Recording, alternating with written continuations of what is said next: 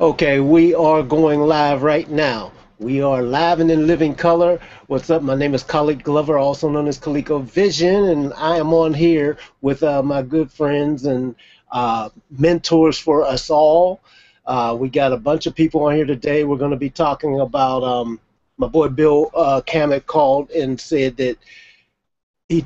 I just got back from an event, first of all, to let you guys know. So while we missed the last one, but I'm back now, and he said the last couple of days, a link was posted on Pensado students about a new track that Cambridge has on there, the Cambridge site, where you can download and mix some stuff. And I just took a quick peek at it. I think Joe Sawyer's has posted something up there, or he I don't even know if he posted the exact track itself, but I think he posted a mix he did, and some other people are going to be doing some stuff on this. I think it'll be a good topic to talk about. I'll be playing a little bit of catch up with you guys, but I think let's all just kind of dig in, and anybody that's had some experience and impressions and helpful tips about what they've come across on that, I think it'd be good for all of us to share. And then I want to basically take this subject and expand it like we did for the Pensado Awards mix that we did for the Indaba Music site, and see if we can all help each other with some tips and tricks to uplift the mix that's there provided for the world to learn from. Anyway, I want to say what's up to my boys that are on here with us, and you know what's going on. We got Dave and Bill, and we got Joseph, and we got Nicholas. In fact, let me get Nicholas on first because I know Nicholas, you have to go. Unmute yourself, buddy, and let's say what's up. Hit your mute button at the top. You know how to do it, right? Should it be at the top? To unmute your microphone. If it's red, it's muted. Uh-oh, we're muted. We had you a second ago, Nicholas. We see your picture. We don't hear any. Uh-oh. Can anybody else hear Nicholas? Maybe it's just me. I can't hear him. Nope, I can't hear him. Okay.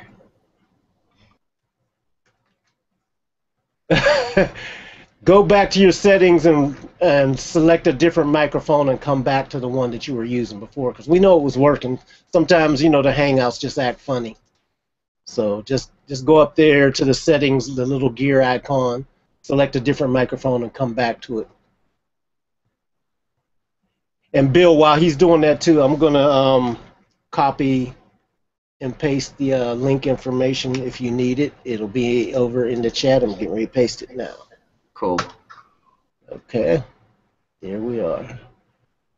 All right. Well, anyway, while Nicholas is figuring that one out, just keep working on it, bro, and we'll come back to you. I know you got to go, so I just want you to be able to say hi to everybody. What's up, Joseph? What's going on with you, man? How you doing, Now, is Khalik? I'm sorry, everybody? I was a little Is it sidetracked. just? It might be me. Is it me? I was trying to see if I could help Nicholas unmute. I was a little sidetracked. Okay. No, I'm good too. Okay. All You're right. doing okay. Everybody else is cool, right? Yeah, I'm good. Am I coming through? Yeah, you're coming through. I hear you now. Excellent. All right. I hear Yeah. you very well. Oh, good, good. Um, Dave, what's going on with you, man?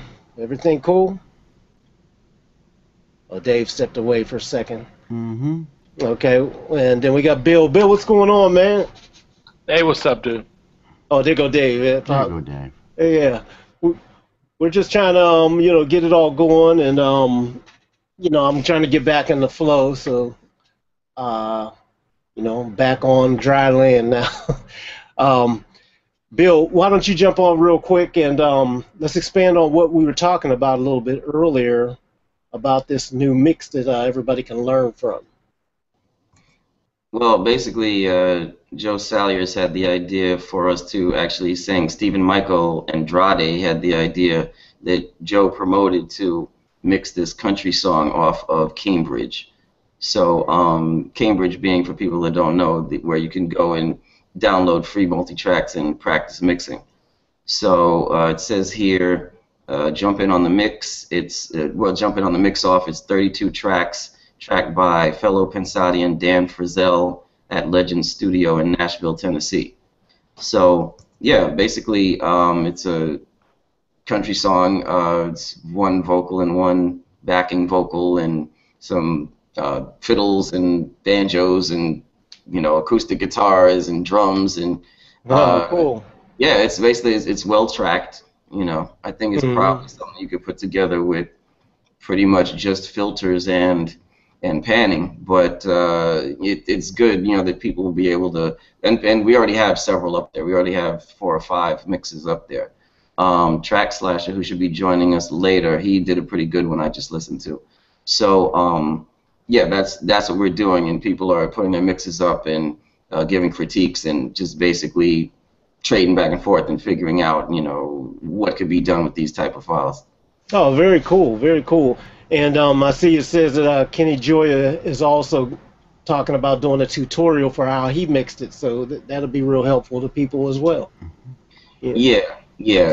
That's what I heard from somebody. Well, actually, Kenny mentioned it. He mentioned, hey, maybe I'll do that. It's I guess it depends on his schedule and whatnot. But yeah, that's something that might be coming down the line. And you know what? I think I'm going to send out a invite to Joe Salyers and see if he's always busy. So let's see if maybe he's free. Maybe he can pop in and tell us a little bit more about it. So I'm gonna shoot that out right now to him. Cool. And have you had a chance to mess with it yet? Yeah, I mixed it already. The thing for me about those type of songs is that it's not a type of music that I actually feel, meaning that I don't really care what it sounds like. So it's not something that I can really bring what I do to the table, because if I change something from A to B, I can't feel like, oh, it's better because I did this. Okay, it's the same thing to me, so I just, here you go, there it is. It's different from something like if something's hip-hop or metal or, even indie rock, where I can tell that I'm making a difference to myself as a listener, as a consumer. That's when I can mix something and say, okay, I feel like I put in good work on this thing. So basically all I did with the track was get it so that I felt like the music was blending with each other, and then I had the vocals so that they were clear, and then I put it up. The other thing is that I listened to I don't know what it was. It was because Cambridge puts up mixes, and it's not really clear whether those are rough mixes or whether they're finished mixes, but it's basically, okay, here's whatever somebody's attempt was at mixing this thing. And I listened to whatever it is that they put up there, and it's real busy. And that might be real common for the genre, and that might be exactly how it's supposed to sound. But for me, I was losing the story. Like, it's all the jingle and jangle and loud banjos and fiddles and stuff like this, and it's like you're at a hoedown or something. And I'm like, wait a minute, that's not what the guy's talking about. I got you. You know what I'm saying? What he's talking about is just some really wholesome sounding stuff. And it's really, the vocal is carrying the story, the vocal is giving the message, and everything else is window dressing. So I mixed it, but I can't really say whether I feel like my mix was great or not, because I just don't care. Well, that's an interesting thing, and for you to be kind of a proxy for other people who may have that same dilemma and problem. What could we do, or what could we all do to spark you? Because even though it's out of your normal comfort zone or everything, what could we do, or what could you do that will make it more interesting to you to learn whether you are making a difference? Because I know, after having gotten to know you after all this time now and everything, I know that you're very sensitive as far as you can hear, you can feel when you want to. So really the key is just to want to, even though it's something that it's not what you normally do. You could make a huge difference. So what could we do to help you really care? That's a very good question. To answer part of the question, but not directly answer the question, I care about elements of it. So the drum kit I care about. It sounds good. I can make the drums sound good, but if you listen to the rough mix, the drums are so far in the background, they're really just keeping time. And it's not driving anything. That's not really how I mix. I mix from drums to bass to vocals to extra. Mm-hmm. You know, so if the drums aren't working for me, nothing's going to work. And then once the drums are working, the bass has to be able to be heard and also carry its own frequency range down at the bottom. So I can make the song well enough, but the problem is the lyrics. Because like I said, the lyrics are just giving this wholesome message.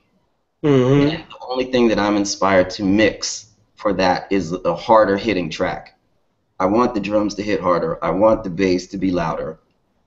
I want there are guitars I don't have, the electrics, I don't have any. So it's like you have acoustic guitars, you have banjos, you have fiddles.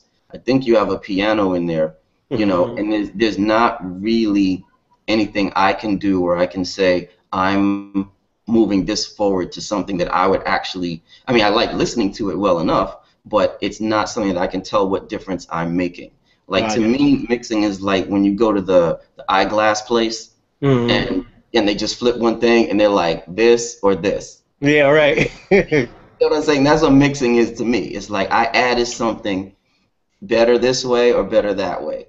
Right. You know, like we were talking last time about the bypassing and stuff like that. Right. So that's really what I'm saying is that when I'm mixing stuff that I like, which I like the song for what it is, but I'm saying when I'm mixing things that actually move me or in genres that I really enjoy, what happens is I listen to something and I say, okay, this kick needs more bass in it, or there's a mid-range frequency in this kick that I want to pull out, or this bass needs to be duplicated and high-passed and have a guitar amplifier put on it. Like I know these things are going to make it better. Right, right. But in this case, it's just like, okay, let's put the faders up. Let's, you know, do high passes, low passes, some panning, you know, tube us, get some, you know, ATR 102 and Pultec and a limiter, and I'm done. You know, it just doesn't make any difference to me. That's what I'm saying. Okay, interesting scenario. Here's something, because I wasn't, you know, it's funny. I told you guys when I first started at Lion Share Studios, you know, I was working for Kenny Rogers, who's a country western artist, and I didn't know anything about that genre and didn't care anything, just like yourself. I really didn't care anything about that genre. It was never resonated with me from where I came up and how I grew up and the music that I listened to. But once I got into that environment, one of the first sessions that I got put on naturally was to track, because this is Kenny's studio, you know, and Kenny Rogers and Dolly Parton came in, and I'm the new guy in town. It was just an impromptu thing. So, you know, he didn't want to book a big major thing and all. He just wanted to come in and have him and Dolly go in his studio and mess around. So I get thrown in on that, you know, the new guy in town, not hardly knowing anything.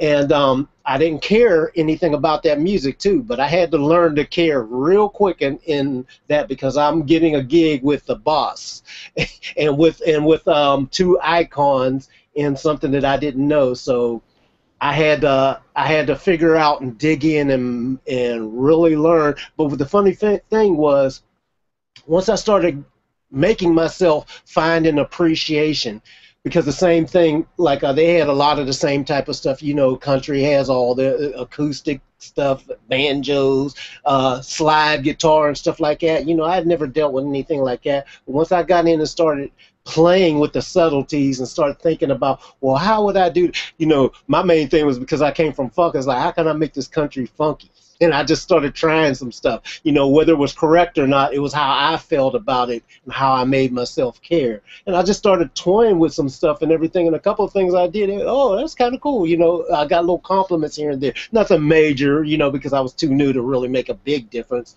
But I would do something to say wasn't normally thought of, or a perspective, the way I balance stuff out. It's like, okay, you know, and I think that's a big key to it, to make yourself dig in and find out what would you do. You answered your own question on a couple of things. Like you said, for you, more driving drums and bass and stuff like that, you know, maybe go back and play with that. You know, you said the arrangement seemed a little bit busy. Go in and do what you would do to open things up a little bit, mute some things out or pull some stuff back and everything. Who knows, you might come up with a whole new approach that's better than the people that are comfortable, and that's their genre, so they're comfortable in it. So maybe they may not push the envelope like somebody like yourself would, who's coming from a whole new perspective. And suddenly you come up with something that everybody's clamoring is like, wow, what did that guy do? And it's completely out of your thing.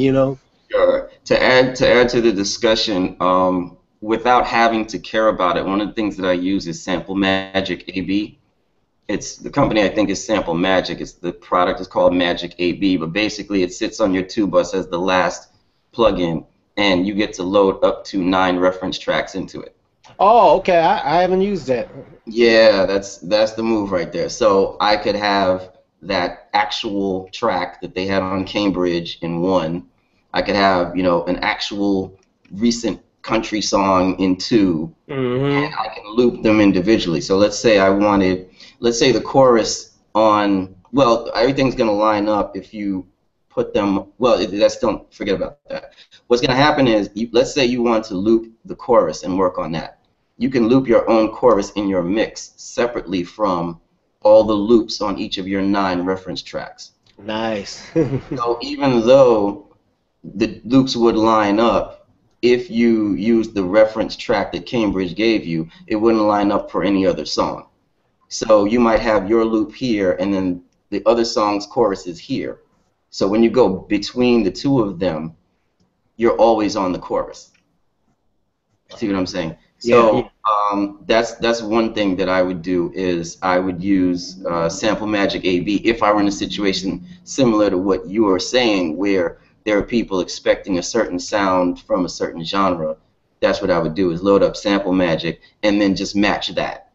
Say, okay, what's the relationship between the banjos and the vocal in this? Like, for instance, the banjos are very peaky, so they stay quiet most of the time, and they just go doo-doo-doo-doo, and then they come up every once in a while. So that might not be how the genre works. So if you listen to another song and it's more even, then you want to put some compression on it and bring it up. Exactly. So the banjo stays, even in there.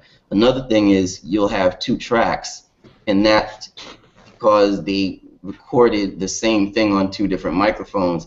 That might be because they wanted you to have a choice between the 2 of them, or it might be because they wanted you to take both of them and spread them. So that's a decision you have to make. So if you have 2, fiddle tracks, you might say one fiddle track sounds better than the other one, so I'm going to use that one and I'm going to pan it to the side. Or you might say, I'm going to use both and I'm going to pan them a percentage to the side or 100% to the side. Then, for instance, with as far as you were talking about making things different, you can take your 2 acoustic guitars, pan them 100% left and right, and then put Dimension D on one side. So now you've got different movement, even though it's basically the same, even if it's not the same performance, but it's the same guitar through the same microphones into the same preamps, blah, blah, blah. So they're basically, even though they're separate, they are creating a bunch of phantom center.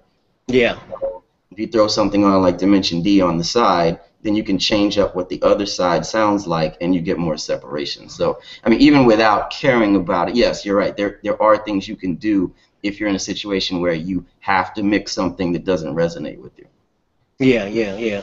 Absolutely. And that's exactly what, like, everybody that's watching us to find out, because you may come up across situations like that.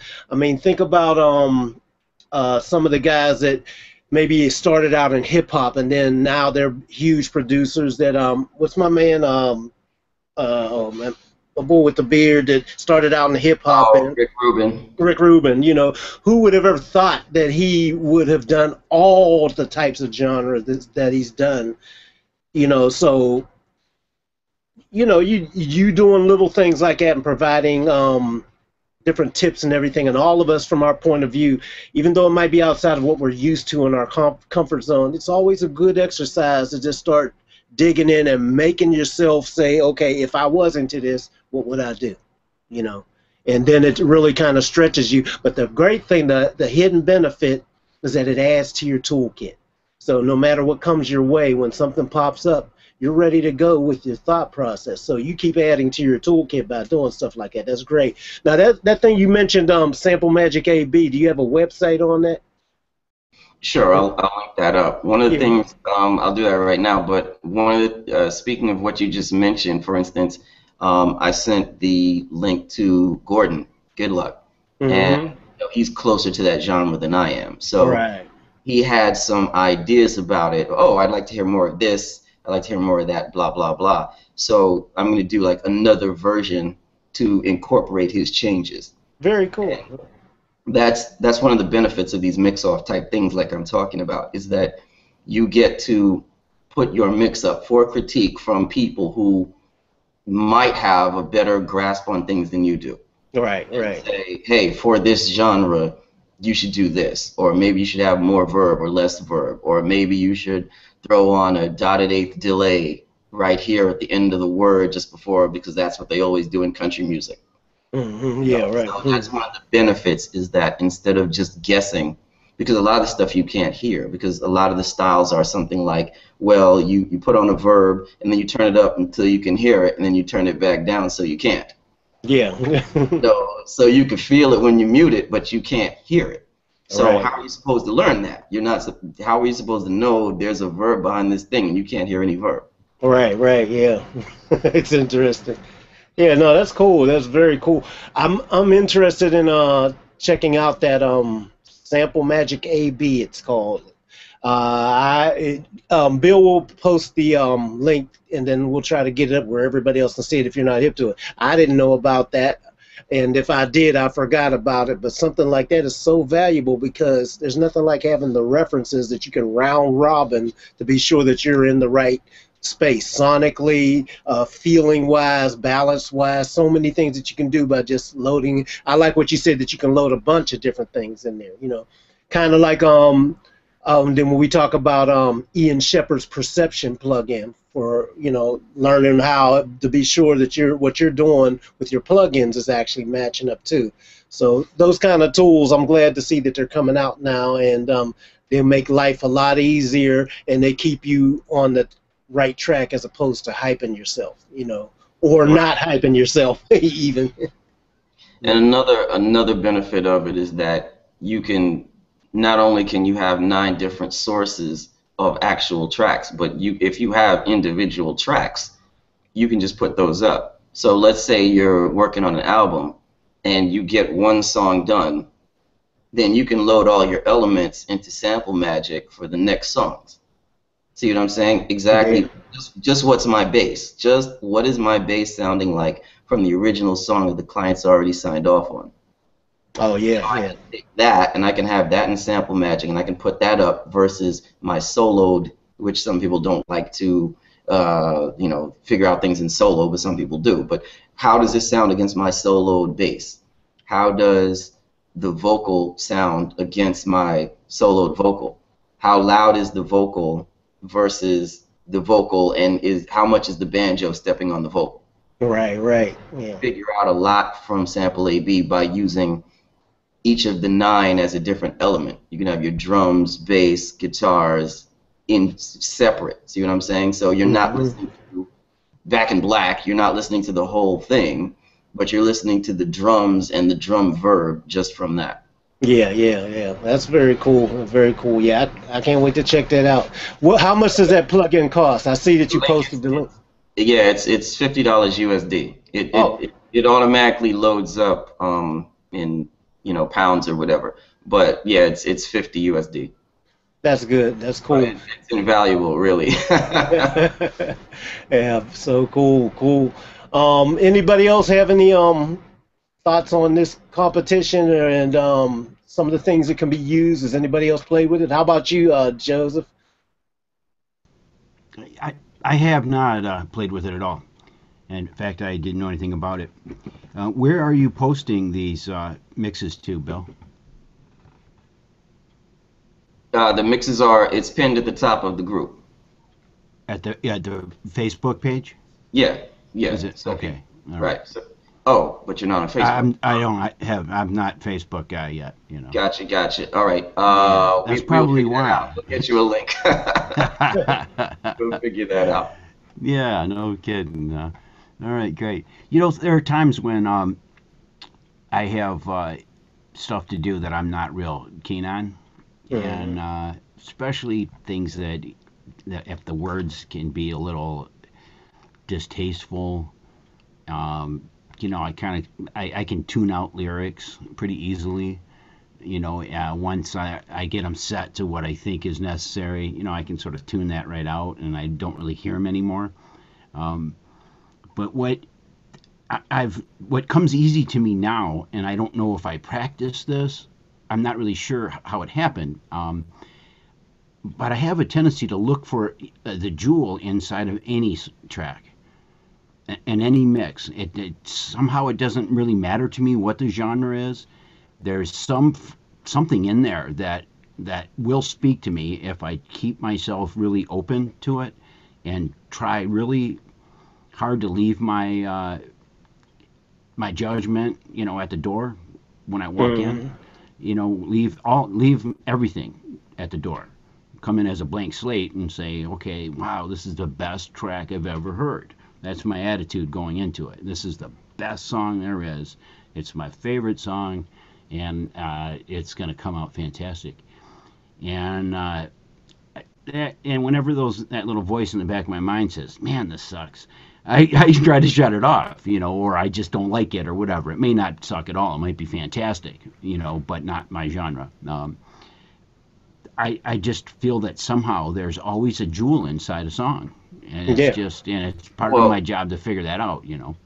I'd Uh, like to throw in before Khaliq jumps in. mhm. I have the same issue, Joe, and I cannot deal with that. I Very cannot. So what I will do is I will physically remove anything I don't want to hear off the bat. gotcha. If I'm doing, I will remove it. I will get rid of it. Yeah, I'll put it back when it's done. Right. But anything I don't want to listen to, cut, is gone. Because you know how this goes. You have to loop things over and over and over, and that's not Sure. helping your mood to listen to stuff you don't want to listen to over and over. That really makes sense, Bill. I didn't think about just hitting mute on the vocals if I didn't Yeah. care for the word, the Yeah. words they were saying. Yeah. Yep. Gone. Yeah. Out Yeah, of that's a here. good one. Uh-huh. Yeah. Some of the stuff that I get is really, I don't mind, points of view on politics or religion. I mean, I pretty much I'm open-minded, but there are some things that are just kind of against my moral fiber, and I just don't really care for it. And there are things that I've turned down because of that. Um, there was a kick out the jams, mother effer. Do you guys remember that from? Oh, geez, I just had a brain fart. The drummer was Dennis Thompson, Machine Gun Thompson. It was a Detroit band. Kick out the jams, and they were really aggressive. A lot of drugs and drinking and just stuff. This was in the '80s. Hmm. And I mentioned this not. I don't remember when, but it wasn't too year ago or approximately. He had a chance to do some tracks, do the drums on some tracks, and it was some of this devil goth type music, and they Hmm. wanted his machine gun thing, and I was a little bummed because I wanted the money. I was there as a producer for him to capture the tracks and kind of add my 2 cents on kind of support his decisions maybe because no one really had laid down any type of any final drum decisions. And so this was going to be a pretty well paying gig. And it would have been my first actual label gig. And he walked out. He said, "I'm sorry, I can't do this. I can't be a part of something that is pushing what he felt would be the younger kids in a direction that wasn't spiritually healthy or physically healthy for that matter, possibly, you know. And I had a lot of respect for him for that. Some money costs too much. Yes, that's exactly it. That's Exactly. right. And I think people aren't paying attention to the potential longevity of music. It's like once you put it out there, you don't have any control over where it goes. Mm-hmm. You know what I'm saying? You can't turn around next year and say, you know what? I really shouldn't have done that So everybody who, bought or didn't buy my music, get rid of the copy and we'll act like it didn't happen. It doesn't work like that. Doesn't work like that. Once it's out, it's out. Yeah, that's right. Oh my goodness. Yeah. My mom's a holistic nurse, and she's very, very keen on the idea that energy is a real thing, and I absolutely believe her. It is, and when you put, I don't want to get all philosophical and get hate mail, but if you put, it's kind of, I don't know, you'll reap, you'll sow what you reap. If you put a bunch of shit out there that's telling people to go to hell, then maybe what's going to happen to you? Mm-hmm. I don't know. You know what I mean? But I do, I do agree with her in a large part that energy is it's a very real, powerful thing. Whether it's the power of prayer or the power of 100,000 people in a stadium listening to Bono, make sounds that aren't really human. And, he does this thing with his voice, that's just incredible. And it's not words, but it's, what I mean? He really does some cool stuff. And people are freaking out over it, man. And because it's got a powerful emotional thing that's happening. And that is energy. It's not tangible, but you can see it happening, Yes, sir. Enough of that bandwagon there. No, it's important. It had to be said because, when you put things out, they're out there forever. Even if you think that you can snatch them back, there's no such thing. Once it's out there, yeah. No, you try saying something, unkind to your girlfriend and take it back. It can't do it. Yeah, exactly. You Doesn't can't. work very well, no. No, and it's just it's like that everywhere, all over. Okay. Bill, you're probably the only one that has experience with this track too that we're talking about as of this moment anyway. What was the biggest hook item in there? You said it had guitars, banjos, the vocals, all kinds of different things. Did it have a strong vocal hook, or was it more of an instrumental type of thing, or what, in your opinion, was the main, thing to grab?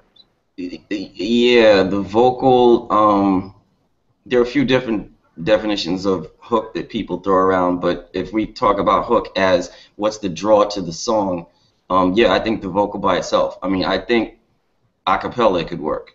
No kidding. It could work with no instruments at all. Just the lead vocal and the backup vocal, which just comes in every once in a while and backs him up to strengths it when he's getting to the end of the chorus, etc. I think that could work by itself. I think it could work by itself with the acoustics. It could work by itself with the banjos. It could work with the acoustics and the banjos. It could work with just the overheads. It works. It's a very nice sounding song. I mean, it could work a bunch of different ways. Yeah. By the way, that's one of the biggest secrets that I learned in the studio working with these guys. That was one thing that they always went towards, is that any element could stand on its own, and if the vocal is the primary hook element in there, it should be able to stand on its own. And even if you walked in the room and never heard any of the other instruments or anything else, you should automatically kind of fill in and imagine it all around you. It's that good. Yeah, and it is. It's the gist of it is that it sounds like you're listening to a grandfather talking to a grandson about his values.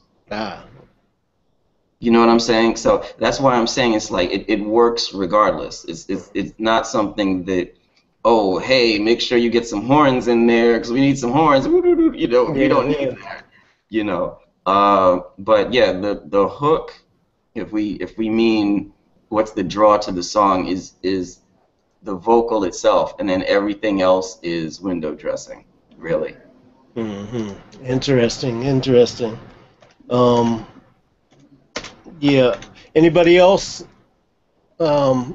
Anything to say about that, or anything else as far as Cambridge puts a lot of stuff out on a lot of other sites and everything. Bill has turned us on to a lot of different places, and several other people have. So I know everybody out there is kind of doing different things to up their craft. Anything that's stood out and anybody wants to talk about it, or even if you worked on your own thing and you want to come in and join us, we've got the link on the Pensado Students Facebook group, so you can come in and join us now while we're on here. Or if you got something you're working on of your own and you just want to chime in and say, hey, that reminds me of, I was doing this and I was trying to do that. It's such and such, and how can I? Any kind of questions you have or any kind of comments or whatever, if you want to come in and join us or chime in, feel free. This is an open forum where we're all trying to help expand each other through the strength of what we're doing here. It's basically called a mastermind.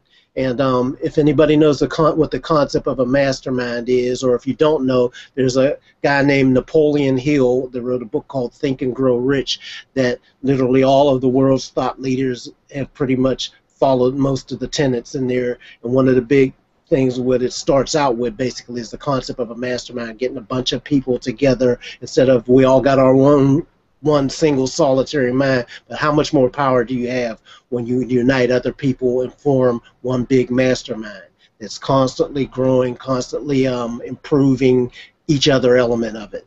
You can imagine that power. So that's what we're doing here, and this is why I love doing this, because like I look at like me and Dave Hampton and Joseph are on here, and we're the older brain cells. We've been around a while and everything, but brain cells always get renewed as well. So Bill comes in with his new brain cells, and so that's what keeps it going, And so this is a powerful brain too. Ain't no Alzheimer's here. Our cells ain't dying. Our cells are just growing. All right. So I just wanted to kind of go off on that little rant. Well, speaking of that reminds me, I just went last week to an AES New York event, and we went to see Muscle Shoals. Did you see that? No. Mm-mm. Yeah, I definitely recommend watching it. It's on Netflix now, I've been told. But about the story of Muscle Shoals? Yes. Oh, yes, yeah, I've seen that before. Yeah, I've seen that before. Definitely. Oh, okay. Yeah. So yeah, it's on Netflix if anybody wants to check it out. But it kind of, what you just said kind of reminded me of that. Mm-hmm. You have the story of the guy who has been focusing on making music, and he's walking around somewhere and he happens to hear a hotel bellhop singing, and he says, hey, that sounds pretty good, you want to record it? He's like, when? He's like, tomorrow. And then they go ahead and do it, and it's a hit. Yeah, right. And it was just replicated throughout the movie, and basically it's the same thing you're talking about. It's if you get people who are talented in certain areas to play their position, everything works out. Absolutely. You get the guy that plays the bass to play the bass, the drummer to play the drums, the recording engineer to record, and help people keep doing it 100 times until it works. Yeah. And it's like that's the way things work, and just your idea that you just told us about just reminded me of that, because that's so much stronger than somebody just trying to go it alone and think that they're going to do everything on their own. And people can do that, but to a degree, but there's always a wall, there's a ceiling, there's only so far one person can go. Right, and people can do that. This is unlimited. What we're doing here, it's unlimited. Yeah, so I think it is an important point for people to recognize, especially when they're in certain areas. Like, for instance, one of the things they don't tell you about going to college is that one of the most important points of going to college is networking. Absolutely. What's going to happen after you get out of college? What? Say it again. I was talking over you. What happened? No, I was just saying everybody that you deal with there is who you might deal with after college if you set it up right. Exactly, and you never know who's going to go where, and that works from internet groups or what we're doing now or anything else. You never know who's going to be the next X or the new X or make up something new on their own. So the networking part is really important, because when you get down the line and you're like, I'm really good at A, B, and C, but not X, Y, and Z, maybe you want to make an affiliation with the person that balances out what you don't have. Absolutely. See, this is one of the reasons why, like, for example, me and Dave Hampton get along. We're so alike and so opposite in many different ways. You know, Dave, as you know, Dave is an excellent networker. You know, he's just outgoing and an extrovert and all that. Everybody loves Dave Hampton. He gets out there. I'm a little more shy and reserved, and it takes me a minute to get to know people, not because I'm trying to be funny, but I've always been like kind of shy and introverted. I'm the guy that would go in the closet at home. You know, I'll go in my little room and practice on stuff and get stuff, and then I'll come out and be valuable or helpful because I've done my study in my little room. And that's how my networking might come together, is that people start seeing, oh, Khaliq was able to be of service here. This is the guy you should call. So that's how I got mine. Whereas Dave is the guy, he'll be out and just hanging out with folks, and he just will get things done, meet people, have conversations on all different kinds of levels. And then when we started, when we first met each other and started hanging out with each other, we found out that we both fill in different areas where the other one you know, may need to have it filled in because it's a different perspective. It's not to say that one or the other couldn't do it, but it's always stronger when you have, like you said, it's just so much stronger when you meet that network of people that can fill in the area that you're not necessarily the strongest at. You're going to be way more effective. You know, what we're doing here, we recognize it with you because, you know, you go in and you go out and find all these resources, and you're all over the place in a way that we couldn't possibly be. And it's like, this is another guy, and you're serious. See, that's the main thing, being serious. We run into people all the time that talk the game and want somebody to fast track, usher them in without them doing any work. And none of us are like that are a part of this. So the people kind of that are in here hanging out with us, we all constantly put in the work, you know. So I love it. I think that's important too, that people recognize that even if people don't say it, they're being recognized for putting in the work. Yeah. You know, there are people that I associate with and people that I have private conversations with solely on the basis of the fact that I see them doing the best they can for themselves. Yeah.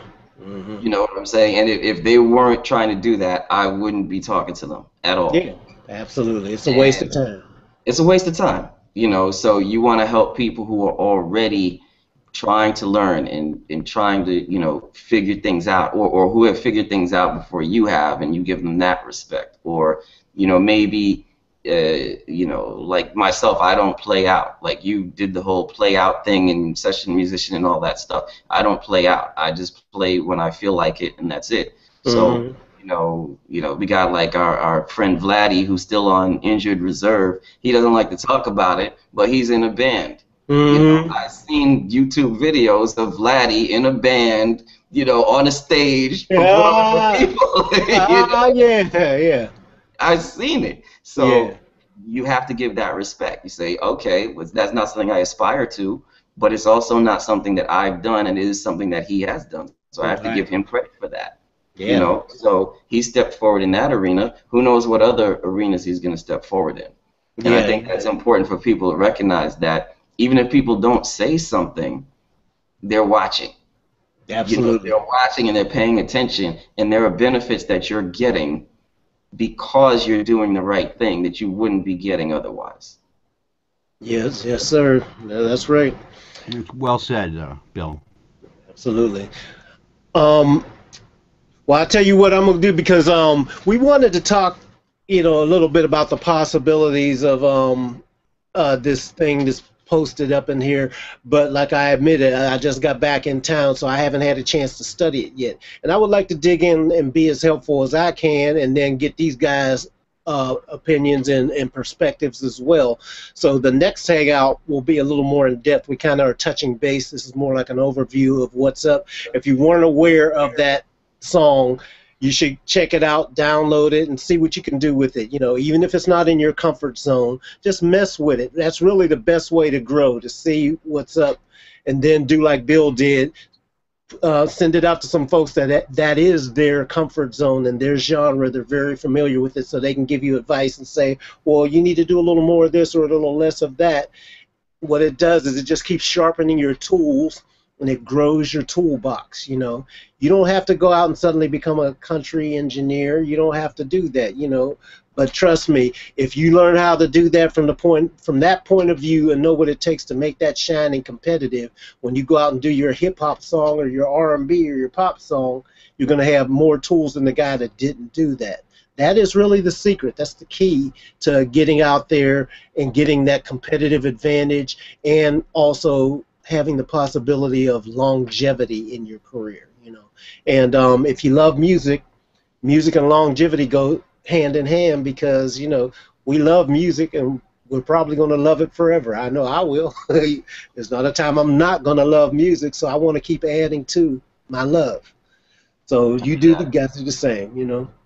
I got a question as I'm looking at what appears to be an attack wall behind you. Is that what that is? That's exactly what that is. Yep, I've had that since the '80s. Bruce Sweeting, because he had it at a session. He had his at I was working for this guy Chuck Wow from Missing Persons. I was doing some sessions with him, and Bruce and him were partners at his house. So he had his whole attack wall set up there. And he let us use it and everything, and I was just hooked. So I've had this since the '80s. Cool, and that's basically my. Say that. Say that one more time, Bill. I missed it. You're doing some adjustments over there. I'll stay quiet so you got the screen over there. I was just pulling this out here and pull this down a little bit. So yes, there's the tube traps here up top and everything. ASC tube traps. This is really cool because I don't know if you'll be able to hear it, but check out how my voice changes. Check 1 2 1 2 1 2 1 2 1 2 1 2. You can't really hear it. I can't hear the difference, but I can hear it in the room, but you guys won't hear. What happens is with this little thing here, this is where it's absorptive or absorbent or whatever it is on this side. And it's more reflective on this side, so I can control my acoustics around my room. What I do is use these around me, especially if I'm mixing, to set up a reflection-free zone. So I'll put them off to the sides for the point of first reflection, off to the sides of my speakers. I have them in between my monitors, and I have them behind me to keep me right in an area where the reflection-free zone is very controlled. So it keeps my phantom center right. I can tell. They're very, very cool. You can really tailor your acoustics with something like this. Nice, thanks. The question was a basic one, which it has to do with speakers and acoustic setup. So basically, the question is, which one? The answer might be neither. Which one do you think is more? Ooh, and here comes Dave with even more technical. Good, right on time, Dave. Oh, yeah. So the question is that which one do you think is more important? And the answer might be neither. Getting better monitors which are more accurate, or getting room treatment which will have you hear whatever you are listening to more accurately. Well, it's funny because that's a 6 in one hand, half a dozen in the other. I've had some monitors that were super accurate, and when my room wasn't right, or the room, I could be in the best studio with the best monitors, but and I don't like throwing them under the bus, but they just didn't work for me. I used to have these monitors, Genelec monitors, which were super high end. Everybody had them and everything, but for me, they were almost too accurate. So everything sounded so good and came through so easy, and then when I went to take them somewhere else, stuff didn't translate. So in that case, I would use, if I had Genelecs in the room or NS10s in the room, I would go with the NS10s, because after a while, I just realized these Genelecs, they sound too good, and I'm not working hard enough. I need something that doesn't have that same thing. So put up the NS10s. Don't even turn on the Genelecs. I might turn them on halfway through just to spot check what do they sound like on the Genelecs, and turn right back off. Where I fought with them things like crazy. Right now I'm using Adams S4As, and they're a three-way system, and they work for me, and I liked all the Atom brands. They just resonated with me and what I do. It just all worked. I loved the KRKs, the E series, the E8 series, and all them.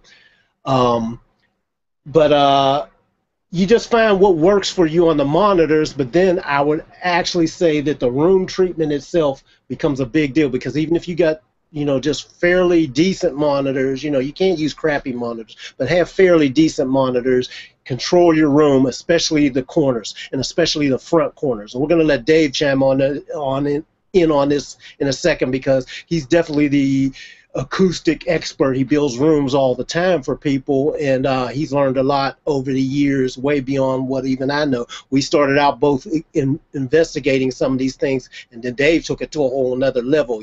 Showed me some stuff. He used to take me behind. We go into studios, and the first thing we do is go behind the walls and start seeing how many rooms have facades in front. They look wonderful up front. You go back there, ain't nothing back there. They look all great, and they were doing it to get the dollars in the door from the look. So there's a lot of things that are very important.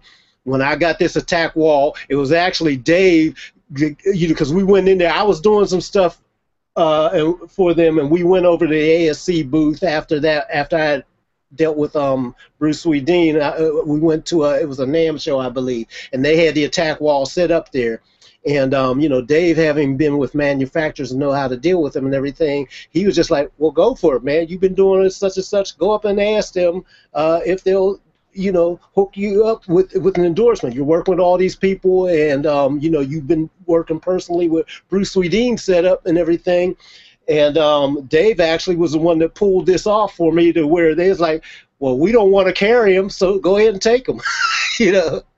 It was interesting, man. I was like, "Word, really?" He was like, "Yeah, because all we want you to do is just tell us, do some things." So I did some articles for QSC back in the day and took some pictures and everything, but just say how they've been valuable to you, and it's going to cost us a lot of money to ship them back home anyway, so we can get more value. It becomes a win-win situation, but I never would have had the balls to even do that if it hadn't been for Dave Hampton, because he knew it's like, well, hey, I know what it costs to ship these things back, so just have a conversation with the guys.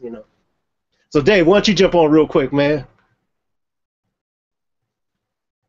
I came on because my computer was doing that thing again. I came on in mid-question, and I heard the last part of it, which was what's more important. What was the full question? All I was asking was, and when somebody's going to upgrade, if they have the option of upgrading monitors in an untreated room or treating the room before upgrading the monitors, what do you feel like the order of operations should be? Let's ask it that way. I probably would treat the room before you upgraded the monitors, so that you would understand what you really might have been missing from the monitors you had. You can't go to a new place. And I'm not against buying monitors. Of course, I make monitors, but I'm against spending money unnecessarily. And at the cost of things today, I'm probably about you learning more about your room, maybe even setting up your room to where it complements what you're trying to do. And then that way you can know what your problem really is. You might change things around in your room and get a whole new life out of your monitors because you were blocking something. Remember that, today when you take your bedroom, turn it into a studio, it's still your bedroom. And you got your stink drawers on one side, and you got your desk on the other, and whatever else stuff you got. You're living life, and you're trying to do work in a room that you're trying to get for sonic perfection to make decisions, right? Hey man, they make soundproofing out of jeans now, so that might be the next product. Stank draw. Stank draw. Well, yeah. Been done. But my point is, don't at the cost of even what prefabricated stuff costs today. And there's a lot of good prefab stuff out. I would just say learn your room better, and then go into making a selection for the monitor, and I'm going to up it for here, because you might find that even setting your room up in another angle helps what you're doing more so than the traditional way that you would go. A lot of people never really think about how they work, how loud they listen, what you're trying to do. You're trying to produce a sine wave with some amount of accuracy. So generally it takes about 5 to 8 feet from the driver. So you look at that and you look, do I have this much space I can negotiate, or how soon before I hit the back wall? Or is my room wider than it is longer? Is my room just square? You know, and all those questions will help you see those trouble areas Khaliq talked about, which is the corners. You know, the corners, because again, you're in a small confined space. A bedroom in the beginning is still a bedroom. It's not a studio. So, oh, I cut this in my garage studio, my bedroom studio. In the beginning, it is nothing more than a room in a house that you've adapted the use for, or a room in a building you've adapted the use for. So as much as we'd like to build in all the things that we could build in from the studio perspective, you know, you can never truly, totally soundproof something unless you're building it from the ground up. You can treat it for sound. You can do what you can do to treat it for sound, to contain sound, soak sound up, isolate it, decouple it, do whatever. But truthfully, unless you started that structure from the ground up, the soundproofing thing is nothing but a mere additive process. And by the time you finish doing it, you will have lost so much from your original room that you now need to add things. It's kind of the first thing people used to do when they got a little money. They would go buy some, what is that stuff, Sonex? The very first foam they used to have, Sonex, which is broadcast foam, right? And you would see Sonex used in laboratories where they had anechoic chambers, where you could have a chamber and you walk into the chamber and all the sound, every sound is absorbed. It's a very interesting feeling to step inside of one of those rooms. I think Khaliq and I went inside of one at Midas Electro Voice years ago over in Minneapolis. And it's a very interesting feeling, but you'll see these same structures, but they're larger.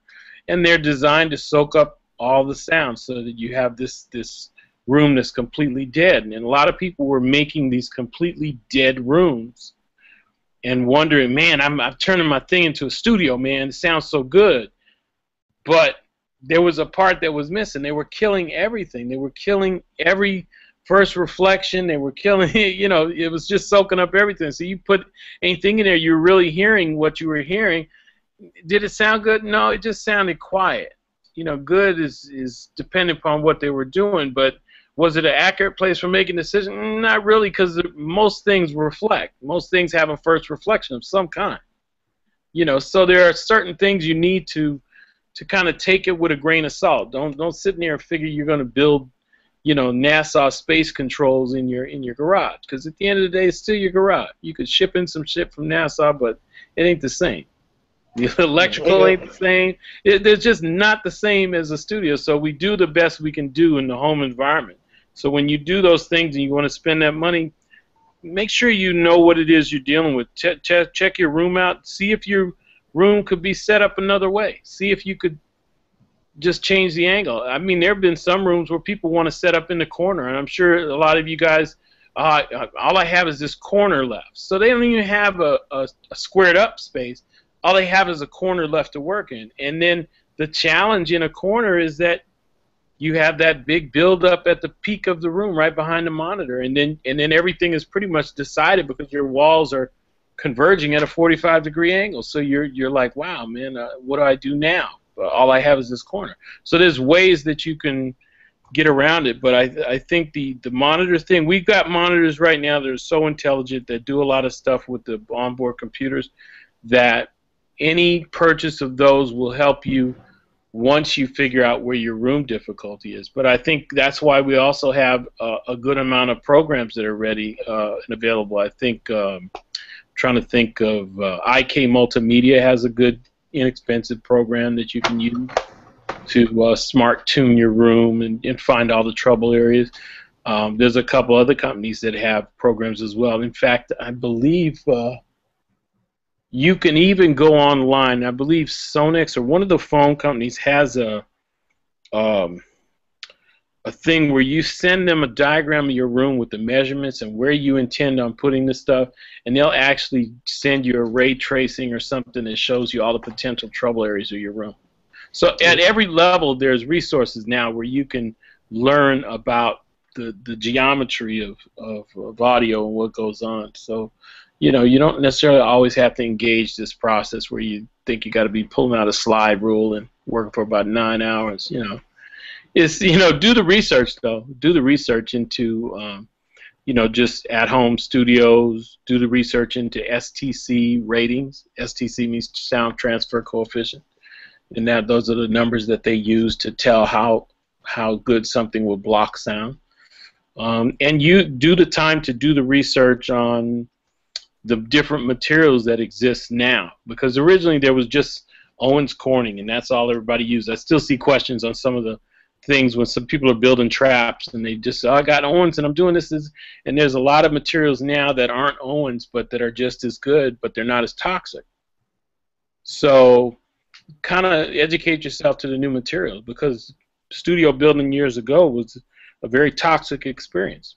Yeah, and one of the things we were talking about, Dave, because they were asking, they happened to see my tube traps back here, and they asking, is it more important to have better speakers or work on the room? Is which one's going to get you the most benefit?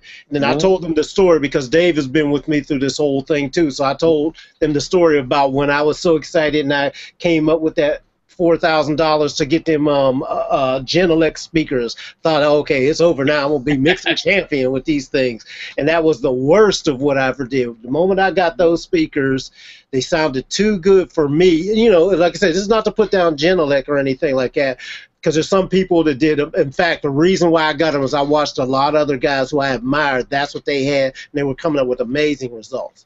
But they were not a fit for me. That I found out after paying all this money to own them, and I struggled every which way. It just wasn't a fit. It didn't work with my ears, the way I listened. Some of the things sounded good in the Genelecs, but I took them and I couldn't make things translate, and I just couldn't figure out for the longest. If I would have spent that same money, if I instead of $4,000 on all Genelecs, if I would have spent $1,000 on speakers and the other $3,000 on sound treatment, I would have been there. Right. That would have been a more efficient way to utilize that money. Now I know after the fact, but this hopefully will save people. Is like, spend your money and get the room that you're going to, if you're doing it at home. Now, if you have to go to different environments and you want to carry a known quantity, your own speakers, carry them with you, then I say invest in the best speakers you can, but test a lot. Test a lot and actually do some mixing through them, because everything's going to sound great when you first review it and get it. But it's after doing a few different things. I was thrilled with the Genelecs when I first got them, because they sounded amazing, and everything that played through the room sounded amazing. But the problem I saw is going through different genres of music and translations onto all different systems. That's where I started noticing the deficiencies in as far as how it locked up in my ear. Not deficiencies with the speakers themselves, because other people could do them and they would translate. But for me, it wasn't a mesh for me and my ears. So I didn't learn that until I learned it the hard way, and I ended up selling them at a loss, just because it's like, I know I was going to be stubborn. I paid all this money. I don't want to get rid of them. I'm going to make them work, and they just weren't working. It's like, Khaliq, just take the hit, get rid of them. Just take the hit and get rid of them. These are not working for you. I think one of the biggest revelations, too, was that, if you remember at the time, when Bruce Lee came out and showed the concept of the attack wall, it was when everybody was getting treatment happy, right? So you had everybody working on these treatments to the room and doing this to the room, never really thinking about, why don't you deal with this area up here that by the time you treat your room, everybody runs out of resources for. And that's the head wall. Because the head wall in the studio is a very important thing. That's the setup for how the energy is released into the room, Yep.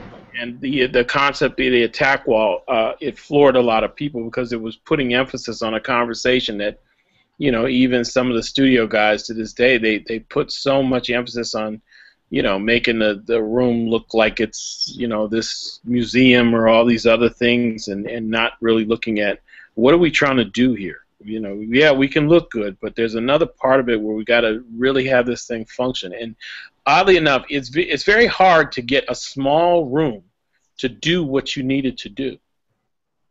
It's easier to get a bigger room because you have space and you have the real estate to transition. and give yourself volumes to work with and dynamics to work with. But when you think about the concept of a home studio, you're trying to, especially when you're trying to ascribe some professional characteristics to it, it's a very small space to navigate. So when you break down the math of where would I do this, where would I do this, if I were to do this in this small room, and it's not an easy thing to do, you know. Is there a theoretical difference between a small room and not a small room? Theoretical difference other than the physical size, yeah. Usually, usually here's the thing. Usually in a large format studio, a traditional large format studio, the room that you end up with, you started in a room that usually has about a 15, 16 foot high ceiling. You know, floor to ceiling. If it was a naked room, it'd be probably about 15, 16 feet high, which means by the time you get inside the room to where you have these varying heights and compression ceiling here and soffits over here, you're doing all these transitions and all these great things, and your wave is, you're forming the area that your sound wave is going to release in, right? By the time you do all that, you've created this room under in the sub-ceiling area for the air conditioning travel, the lines that are going to go to the other areas, the studio travel, the data lines, if you got a clean room to your computer room. You've eliminated all the things that make noise in the studio, like the computers, you know. So you've got a lot of things that have been calculated in, but you need the space to do it. So turn that conversation around and say, oh, we're going to do a 10 by 10 bedroom. Average bedroom in a house that's, you know, built in the 60s, 20s, 30s, 40s, 50s, 60s, about 10 foot by 11 foot, right? The average floor to ceiling height is 8 foot 2 inches. So if you look at that, that's not a lot of real estate to play with.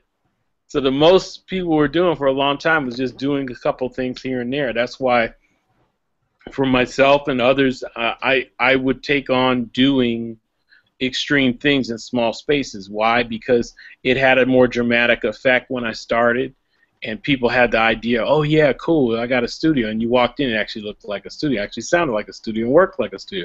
But it took a lot to get to that because I had to learn proportional things. That just because I saw something work and I transitioned what I thought something looked like in a large format to a smaller room, you have to do the math and you have to look at the materials used in order to achieve the release of the wave the way you want it. You can't just frame up a room and I'm going to put a little bit of this here, put a little bit of that there. You got to pick and choose what you do in what sections of the room so you still have the same characteristics going on. You know, one of the nicest rooms at one of the facilities that we kind of did a facelift to, and Lion's Share was way in the back. It was the favorite studio everybody had, but one of the things was by the time you got in the room was very small and tight. But when you stripped away the walls and you looked at the bass trap behind the wall, that was an extra 3 feet. Mm-hmm. That's what made the room sound good, though. It was 3 feet that you couldn't use in the room physically. It was 3 feet that was being used underneath the skin of the room to soak up the bass frequencies because they were releasing 18-inch mains in that room and some other things that made it really sound good when everything was going. And there was nothing that sounded like it. Not even the bigger studios sounded like it sounded. Yeah. Hey, Dave, I forgot. Now, do you remember the name of the guy that built those rooms in there? I can't remember. I mean, it was I believe it was Waterland, and I believe it was Vincent Van Hoff. I believe. No. It was another guy before those guys. I can't. It wasn't him. Tom Headley or. No, yeah, I'll check it out. It was before those guys. I remember the guy. It's kind of it'll pop into my. It wasn't the Glenn Phoenix room because Glenn Phoenix did the Westlakes. Right. Yeah, no, it wasn't that, and plus they were competitors. Yeah, I'll remember in a minute. But between Waterland and Waterland did a lot of those studios, and a lot of other people did them. But I mean, I'd have to look at some of the old drawings. Yeah.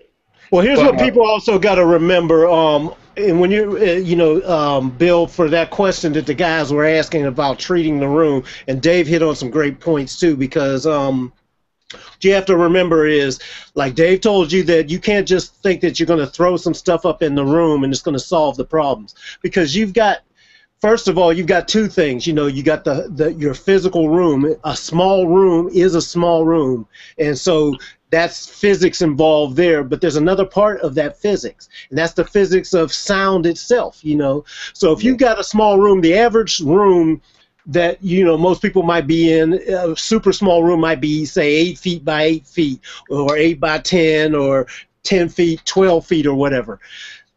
As far as physics of sound waves and everything, well, 100 hertz sound wave, 100 hertz, which is not very low, but that's like, just take that. 100 hertz is like about the one wavelength of a 100 hertz sound wave is about 11 feet long, a little over 11 feet long.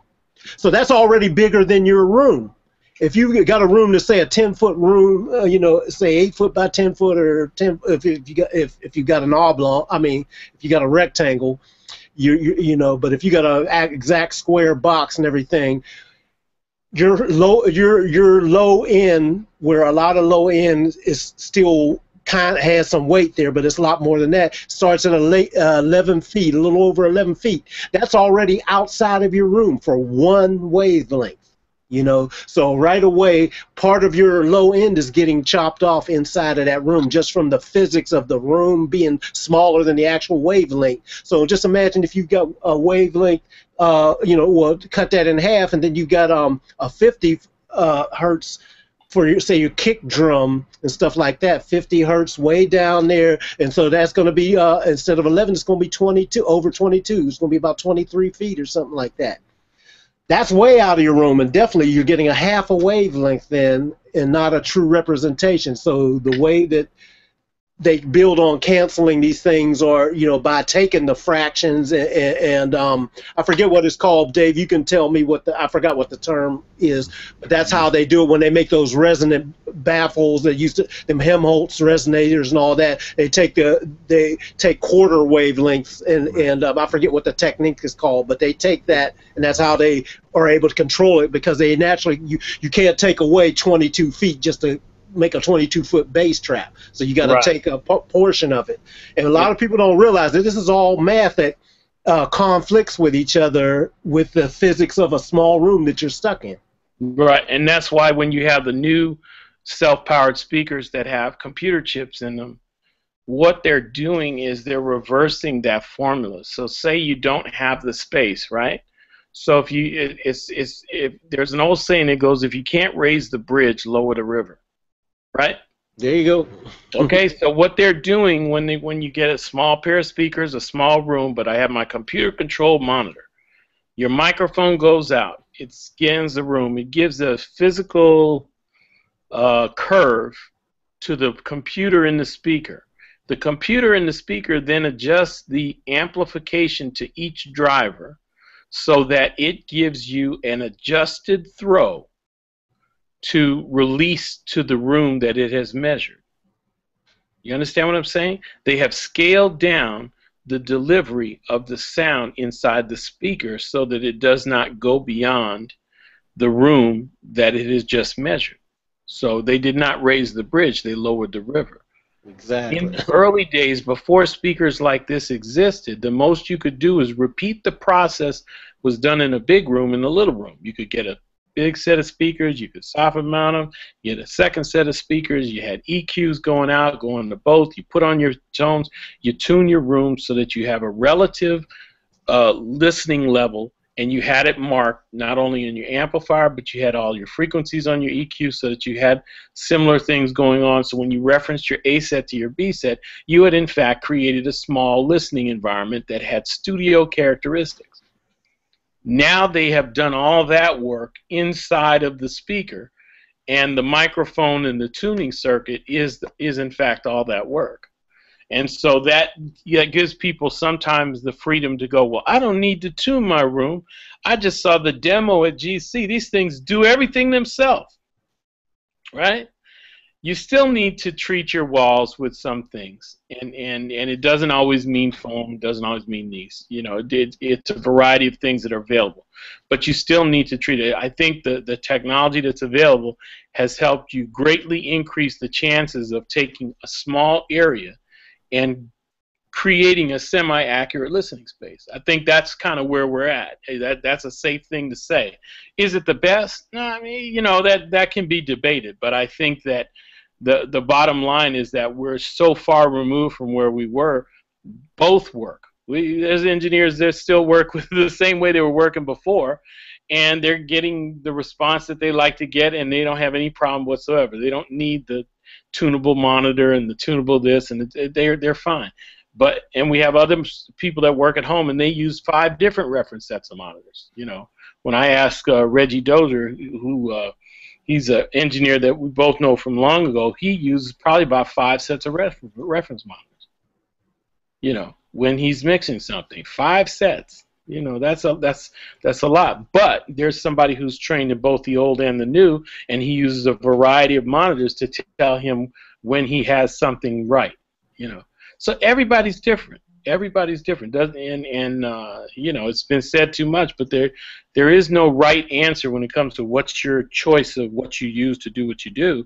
But you'll find that the technology has taken us a little ways, but you need to just not be satisfied. You need to, when you get a speaker that says, I measure the room and I've got active electronics, you need to read the thing, go through the process, and check it. Not only in that room, but take it to a room that you're not using and see that it can actually change and conform to the room. Because then that'll let you know how much control you actually have. That's the same thing with a lot of people who, I'm not a subwoofer guy, but a lot of people get satisfied with wanting to implement a subwoofer a lot. And subwoofers are cool, but it's not always necessary. Some people have made it through music without the use of subwoofers, and they're okay. So there's no magic rule that says, oh, page 49 said you got to have a subwoofer. No, subwoofers are again, when we went to this new mentality where we had self-amplification and some of these other things, and we have different concepts on delivering sound into the room, subwoofers were one of those things that came right along with that. And with that has come a whole new mentality as well. So, it's not saying they're bad or good. It's just saying that some people need them, some people don't. If you're going to use them, employ them with a certain amount of knowledge about what coupling is and what it's not, and how to best place a subwoofer. Sometimes it's not always best you place it in the center. But for a lot of people, I've been a lot of places, they have everything chucked under the center because they saw it somewhere. Do it for more reasons than just you saw it somewhere. That's actually the worst place to put it. That's the worst place to put it. A lot of people don't know that. Yeah. Yeah. Well, it's funny. A lot of mail on that. Yeah. Well, see, that's why I say everybody, you can get more value, like taking it back to what Dave said from the very beginning, and the question that Bill was asking, which one to go with first, that you're going to get more bang from the buck. And we really believe, from our point of view, work on getting the room, because that's where you're making the decisions. Yeah. You can go ahead and get all these speakers with all the fancy whiz-bang things. All these things can help. There's nothing against them. But the bottom line, if you have to strip them down and get the most bang for your buck, work on the room. Because if the room is worked on to make you make more accurate decisions from the monitors that you have that you can afford, you can get used to any monitors and adjust accordingly. Whereas if you get some great monitors that have all these whiz-bang effects and they adjust to a poor room, well, then they're going to make the poor room seem to sound better on just the monitors in that room. But when you leave out of that room, that's why I'm not that big of a fan of those things that do all those automatic adjustments, just as a big broad brush for it, because I know that you're making the decisions based on what it's hearing in a bad room, and then it's making like Dave said, it'll make your drivers adjust and ramp back, accordingly to work for the room. Well, that's not what's really going on in the room. It's just the speakers themselves making the adjustment to kind of fool you, and that can get you in trouble, because the same thing, for example, that if you make your decisions all based on that ramp back sound that you're listening to that is adjusted to make the room seem a little better, really the room is no better. And then what happens if you pop on some of these?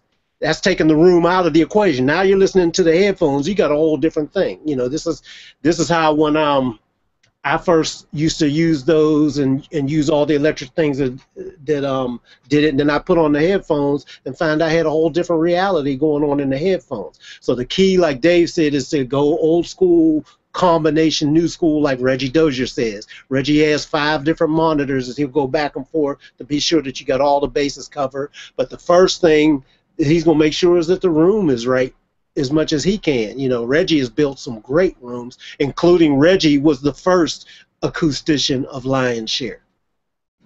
You know, he did it when because he was there from the days of Scott Sunstorm and all that, and ABC Dunhill and everything before everybody went in there, and it went to the other iterations.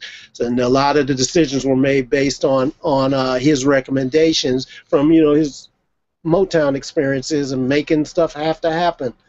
Bottom line is it'll be easier if you treat your room to get it halfway decent and then work up to buying better monitors that fit you. And then if you want to put it, I'd say in the order of things, number 1, treat your room. Number 2, upgrade your speakers and or your amplifiers for your speakers. What if they're built in or if they're separate, that's what will make that thing dependent. Then, you know, if you need to do any little other electronic adjustments or whatever, back in the day when we used to come up, all speakers had graphic EQs on them, you know, and that's kind of adjusted a bit. And Dave, in fact, tell you that because, you know, we all came up at the days where that was an automatic thing where tuning the room meant just changing all the EQs and everything. But one thing that Dave and I used to ponder when we go around studios is we'd see all the rooms, they have all the same white EQs or various, certain ones always came up, the Oxburger speakers, everybody had the same stuff, but how come some rooms sounded great and some of them were just awful, you know, with the exact same stuff in it? And then we started questioning that. Well, if it's the same stuff, it ain't the stuff then. Yeah, it's the room. Yeah. Yeah, and sometimes it wasn't a room. Sometimes it goes down to it's the wires, the this, it's the that. Yeah. I mean, I remember one thing we did. We put together a studio that had been Lion's Share had been abandoned. They had basically gutted all the rooms, and we had to put the main mix room back together. And we had to do basically the owner had a studio he had dismantled. He had a stack of processing gear, and he had another team working at his house building the studio, and then we were building this facility. And whoever did the best mix, and I remember it was Dave Pensato mixed, no, not Dave Pensato, John Gass was the mixer, and John Gass went to his house, the brand new room, and mixed the tune, brought the same tune over to the studio and mixed the tune, and whoever did the best mix won all the equipment for the studio. And we didn't have mains, and we didn't have budget, we didn't have anything, and the only thing we had going for us is we knew electronics and we knew how to just create pure signal.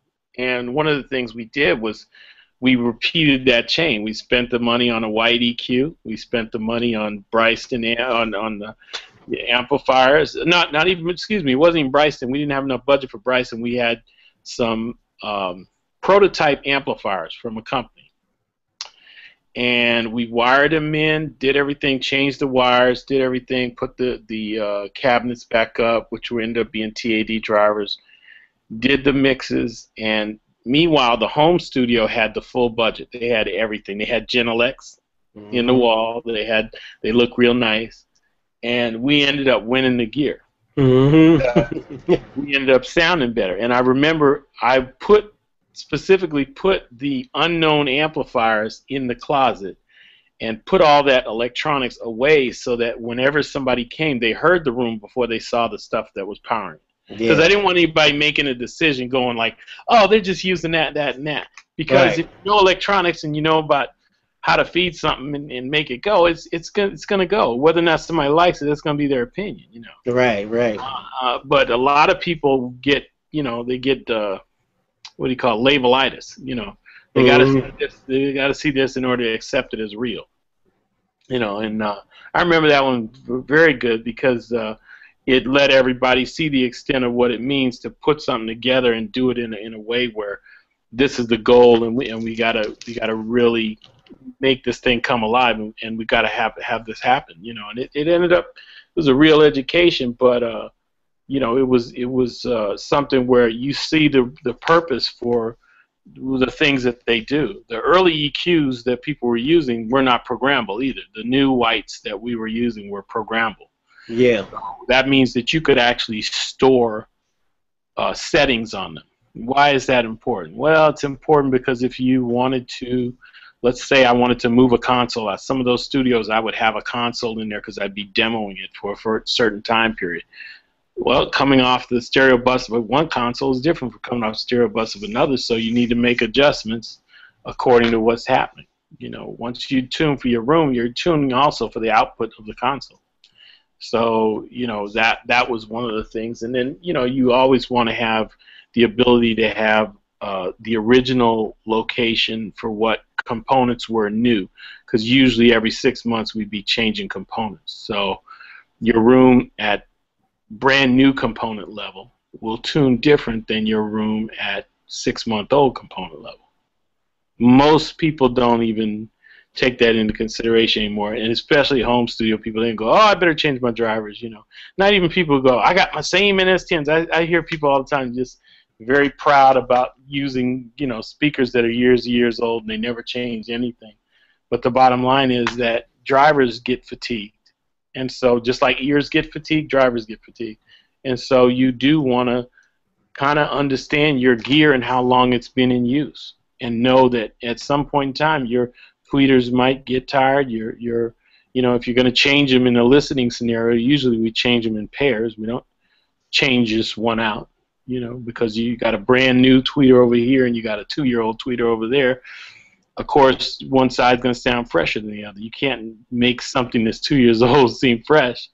So you usually change them in pairs. There's a lot of characters. Oh, yeah, and plus, Dave, I remember you showed me the whole thing, too, because I didn't even think about it. You change stuff out, but then what happens is you've got the weakest link principle. If you change something out and make a brand new, that new one's going to take the hit a lot less, and it's going to be the weakest link, so the one that you didn't change out is immediately going to fail because it's going to take all the stress. It's going to take all the stress, yeah. And then the other thing is, you know, in a lot of cases, that's what happened in some of these early studios. They made things with such a tight tolerance that no one ever thought about maintenance. So in order to get to a part to maintenance it, you literally had to go through all kind of contortions just to get inside the speaker, get your one arm up around the screw to release the horn, to pull it out so you could change the diaphragm on the horn. It was a lot. It was a lot, and it still is to this day. People don't think about stuff like that. They just, again, a lot of people, I want it to look like this. So-and-so's look like that. I want to, you know, you got to think maintenance, because at the end of the day, some of these things go down, and you got to, you know, how broke is broke when you're in the studio? Well, if your main system breaks, you don't have any way to hear. And then if you go... That's real broke. Yeah, that's real broke. If you go to midfield monitoring, you now have to have a midfield solution. And look, a lot of the midfield stuff that we see now are what we'll call self-amplified speakers. That didn't exist. Midfield monitoring didn't exist. It did not exist. You had a set of mains that usually was in the wall, and then you had a set of smaller speakers that you used for making judgments on. Other than that, the midfield thing was an anomaly that came in with the Mackie self-amplified crowd, and once monitors like that, we were off to the races to be able to just grab a set of self-amplified monitors, plug them in, and go, oh, isn't that heaven? You know, yeah, it's heaven to a point because it eliminated a lot of tech busy moves, and it gave you a direct line, so you didn't have to go through an EQ, but you now had the EQ that they had on the back of the speaker, which was usually selective switches. And you had a bunch of other things. So those things all add coloration to your sound.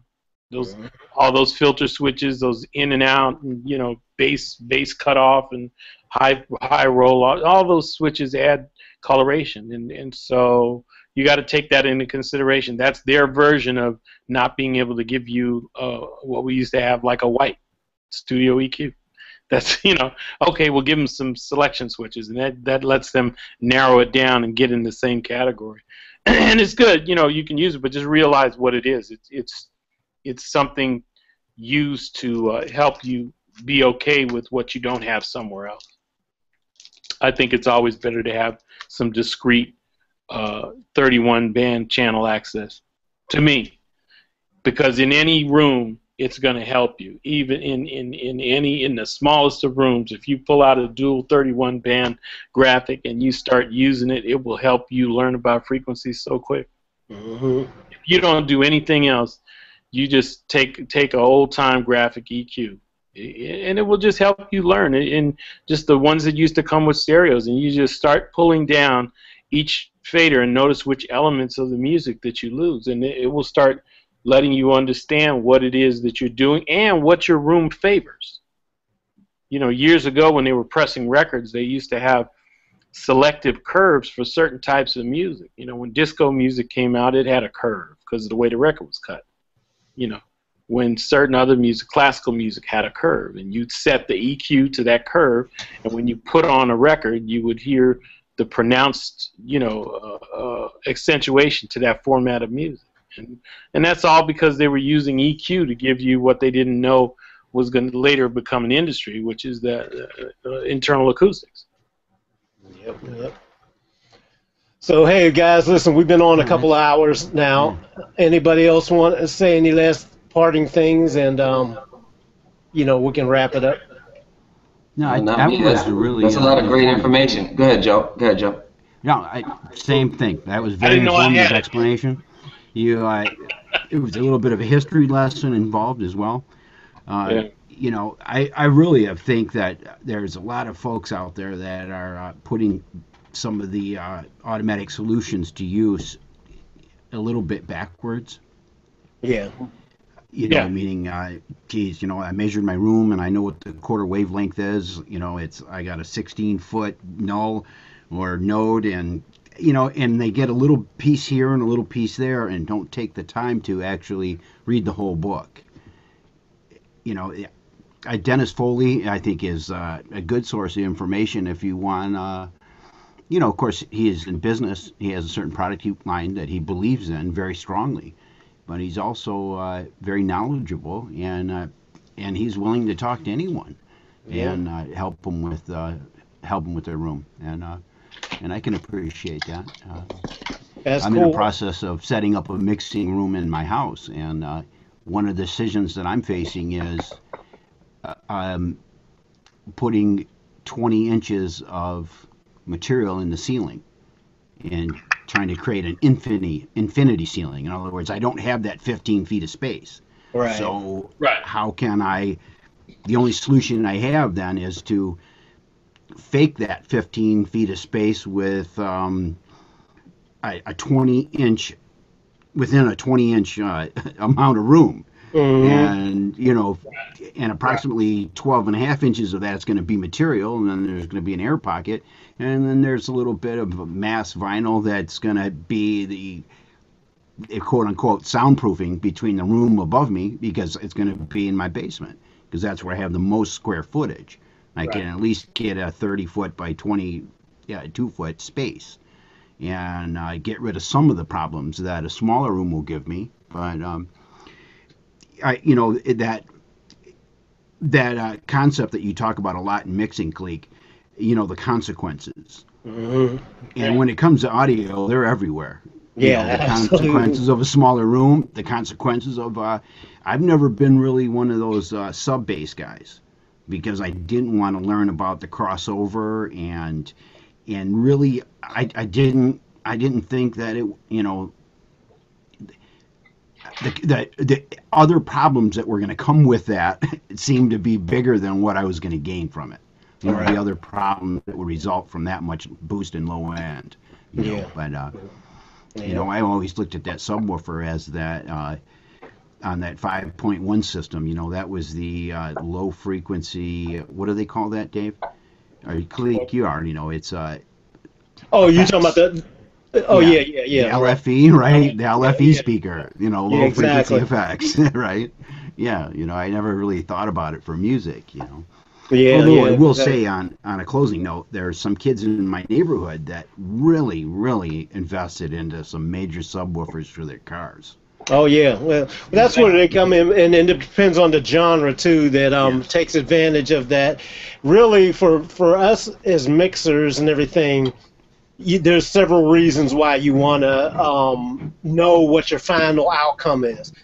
because your outcome can be for using it as a spot check to know what's really down there, and then go for balance. That's one thing, you know. Then the other thing is for having the hype factor. You know, it feels much better when it's down and on for a hype factor, but that may not necessarily be the areas that everybody can use in their own normal thing. So you got to be sure, because when I used to use a subwoofer all the time, you know, it feels good to have it on. It feels good to utilize it and feel that thunder down there. But then what you find out is for the average speakers that can't get down that low that most people have and everything, a lot of your stuff gets lost if you don't, if you get caught up in the hype of having it down there. You know, if you don't set your crossover point in the proper place, and plus if you have it up too loud, just where the balance of how much do you need to hear and what is the right balance. And there's a tightrope to walk on there, you know. Yeah, I agree with you on that. There's a lot of folks. I was in this conversation not too long ago. You know, the pros and cons. Yeah, yeah. And, You know, I'm not against it, but there are pros and cons, consequences, like we were talking about. You know. Hey, let me ask you a quick question, Joseph. So you mentioned you said Dennis Foley. Is that who you said? Yes. Do you have any kind of link or anything that we can post so people can see what's up, or a web page or something? I certainly do. Give me 1 second, and I will do that. And actually, while you're doing that too, I'm going to show folks, this is that site that Bill was talking about, and that plug-in Magic AB on Sample Magic is the samplemagic.com is the website, and Magic AB, this is the site here. And what is the program? This is for Bill was showing us that you can load in different songs and things for reference and go back and forth between them all in using this one thing. So that when you're mixing, you can have different styles to check against, you know, different reference points. Yeah. Yeah. That's good. Yeah, so it's real cool. But yeah, get that up, and then I'll put that in as well and show everybody so that they can, you know, so that the people can benefit from it. Hey, one more thing, Khaliq. Hey, Joseph, on your room. Yes. I would say investigate and do some research on transfer. Because what you're dealing with, because you're in a basement, you're in Boston, right? I'm in Michigan. Michigan. Oh, you're in Detroit. Okay, you're the same East Coast. So you're in a basement. Is your home brick? It's brick, yes. Okay, so you're dealing with a transfer issue, and the other thing you're going to have to look at, because you are in Michigan, make sure you've had a process done on your foundation. It's called tuck pointing, with all the cracks in the bricks in the holes, because you're dealing with the substructure of the house.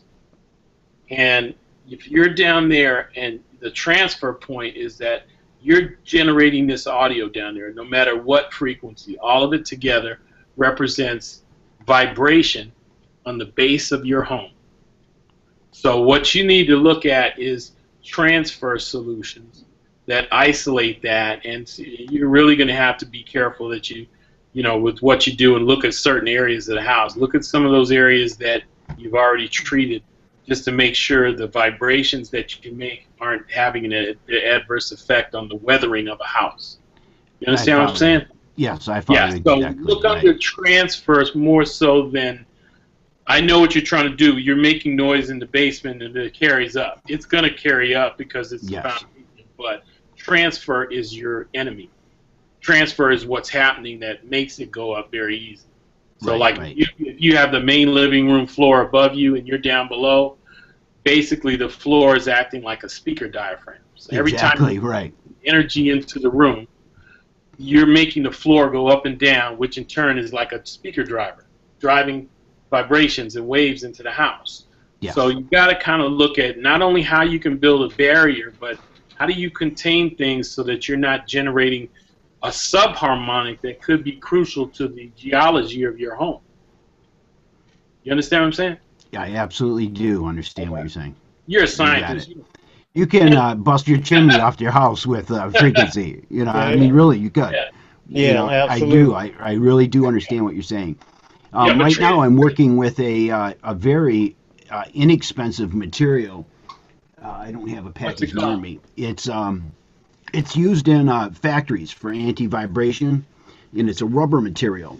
And Is it a solid? Pardon? Is it a solid? Yes, it's a solid. Well, it's a part solid. Okay, It's so a 3/4 inch thick rubber mat, but it's the specific rubber that it is made out of perforated? to dampen vibration. It's acting like a diaphragm. No, it's the reverse of that. It's basically doesn't. It moves inside itself. Does It that make moves sense inside. to you Yeah, at all? okay, yeah. yeah, is it perforated? Does it have basically? I think I know what you're talking about. It's Mhm. like industrial machines use them underneath the base of the feet. Yeah, absolutely. You're right. You got a 60-ton stamping head coming down. Right, Bam! right. You're going to So cause an earthquake. Here's the only thing on that. You kind of Okay. want to do a density test and know the density of the rubber that you're using. They'll use a thing called a tennilometer. If you go to any industrial rubber place in your city, Okay. have them do a density test on a piece of that you're trying to use. Have them show you the same thing if they have it in a recycled product. Ask for a recycled truck tires. That's the easiest one. You're near Canada, so I know you'll probably be able to locate it. The material that we use comes out of Canada, and it's called Nutrifone, and it's recycled truck tires. But the density of it is this very same as the one you're doing, except that it's designed in such a way that when you lay it down and use it, it has minimal contact with the surface. So part of the thing is Because of the perforations, you want correct? the rubber characteristic. The corrugations. Right, you do want the rubber characteristic. The corrugated, and in the case of Nutrifome, it's channels. They're actual square channels. So corrugated means it's rounded, right? Yes. This is Correct. actual square channels like this. I'm gonna hold this up. You see? Yeah, I hear you. I got you. See that? It's actual channels. So these, what that does is it puts the rubber with still the same density, so it's able to take the blow, but it dissipates the blow because it has less surface contact with the concrete floor, with whatever your substrate is. Yes, it's Right. concrete. So that's the whole principle behind it.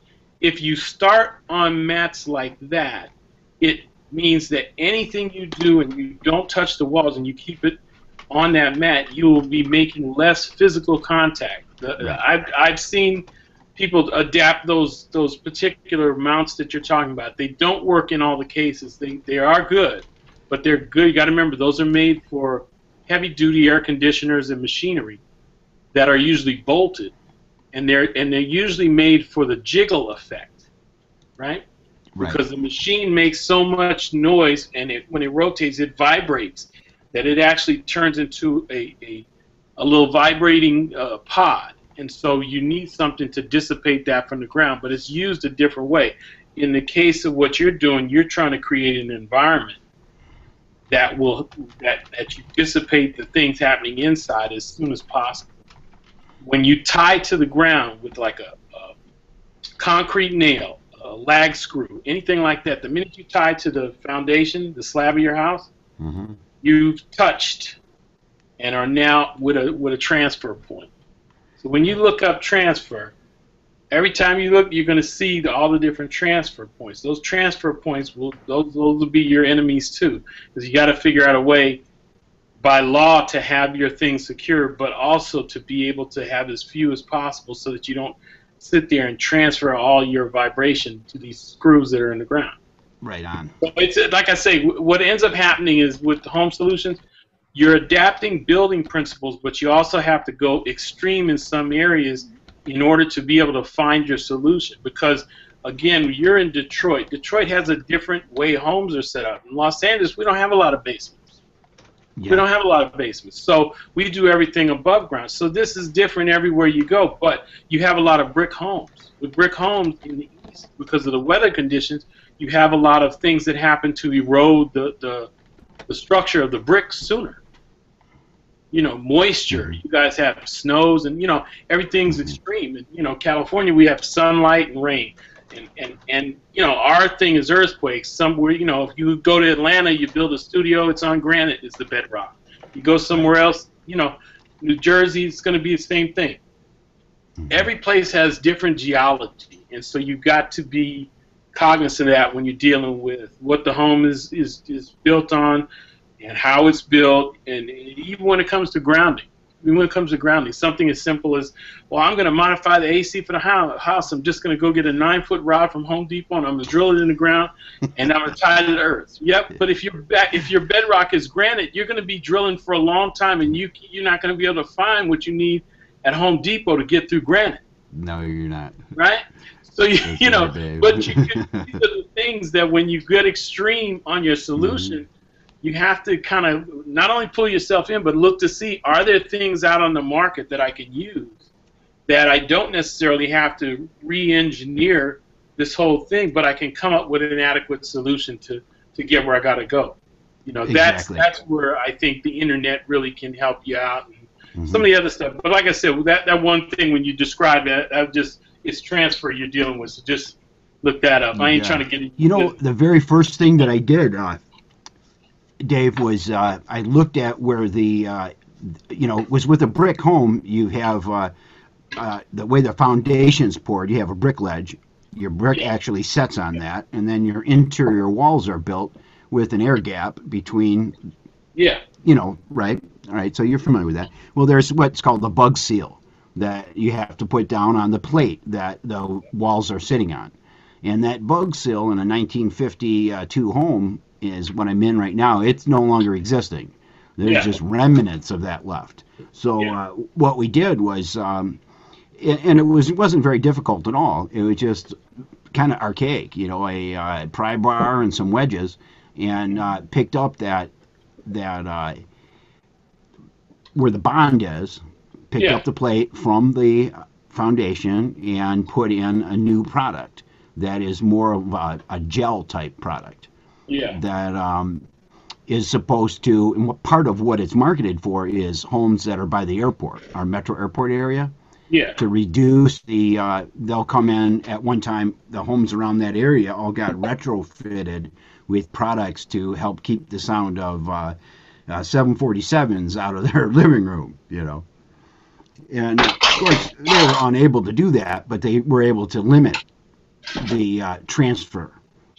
You know, in other words, the house vibrating by using certain products. So I absolutely, I certainly don't want to reinvent the wheel because it's already there. And, no, but you can get a long way by adapting some of the things that you're doing. Because obviously, if you've gotten a rubber product, you understand that industry supplies you a greater, wider set of solutions.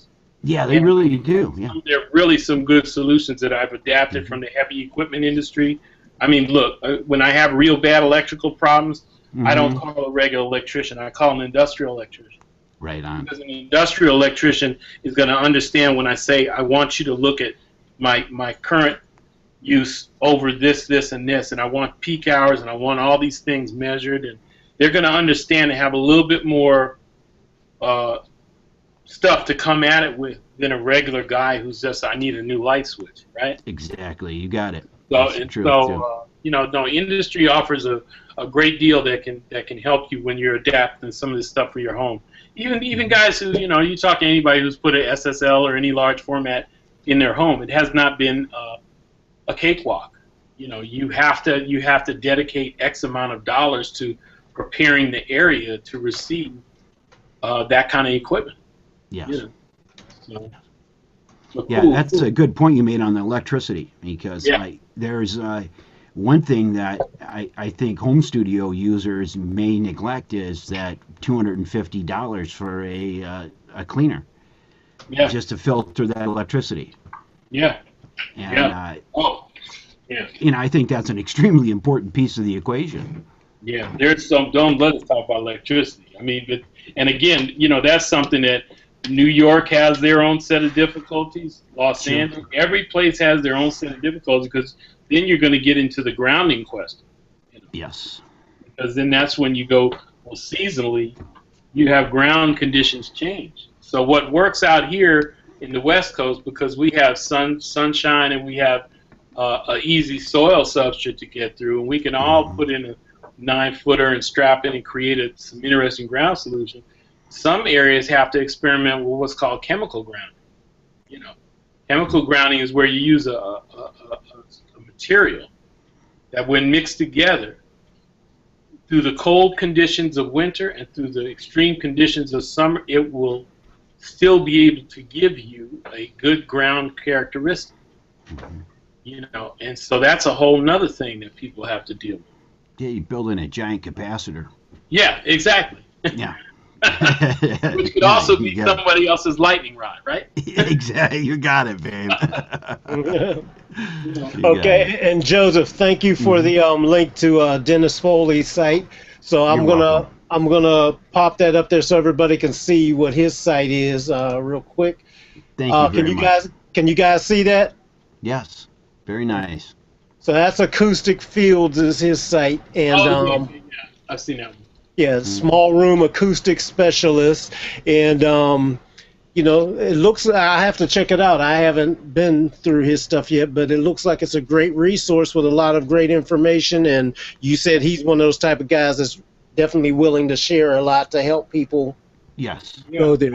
And please share with him anything that we've talked about, and I'd be glad if he, if there's anything that I'm saying wrong, I'm always willing to learn something, and if he wants to. We should get on here and do a thing just on that. Yeah, absolutely. I think that would be great. Small room theory. Yeah, I think that might be good. He's got a pretty unique way of. I watched a video that he put together last week, and he was trying to describe to people how the ear would, how your ear works. That you're taking, an 80 hertz sine wave or 16-foot piece of sine wave and trying to stuff it in a 2.5-inch space. That's your ear, and it was really good. That's cool. I like the way he did it. Great. Mm-hmm. Well, hey guys, I think I'm gonna wrap it up because it's looking like Dave, you're making me hungry up there in the studio. Yeah, I'm just trying to get my snack on, bro. Oh yeah, I'm ready to do the same. So, I think unless anybody else has any other things to say. What do we got up in there? The angry chef? Yeah. No, he's not. I'm actually gonna have a beer too, Bill. Nice. Oh yeah. That's what's up. That's what I'm talking about. It's actually bougie beer. It's Red Hook. Oh. Very nice. When it's this hot, I gotta have bougie beer. Yeah, man. You got to do that. I think I might join y'all too today. That sounds like a good one, Dave. Yeah. All right. Thanks a lot, Khaliq. It's nice talking to you, Bill. Thanks for the. All right, everybody. Peace. All right, everybody. Have a wonderful day. Catch y'all later. All right.